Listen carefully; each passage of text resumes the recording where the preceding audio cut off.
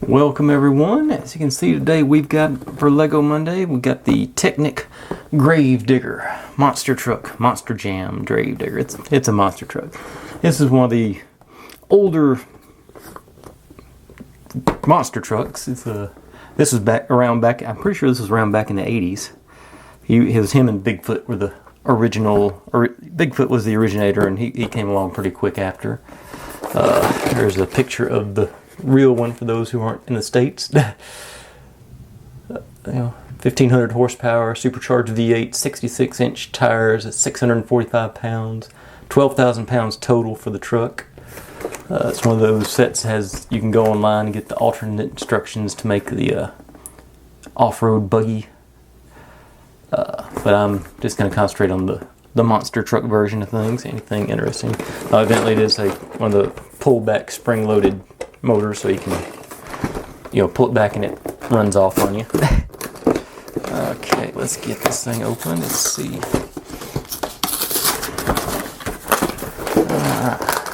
Get the tires right off the bat. There's the motor. More tires. It's only a pretty chunky little book, not crazy, but I didn't forget to look at 212 pieces. That's about standard for the ones I've been doing here lately. So let's get you over there. 3 bags. And there's our stickers. Got our Jolly Roger flag for the back, and the looks like side panels, and of course the flames. Gotta have flames on an American hot rod vehicle. Alright. And for those of you who are new here, basically I'm going to take a moment here, null this all out, have everything in nice order, and then build it at high speed. So I will talk to you again at the end.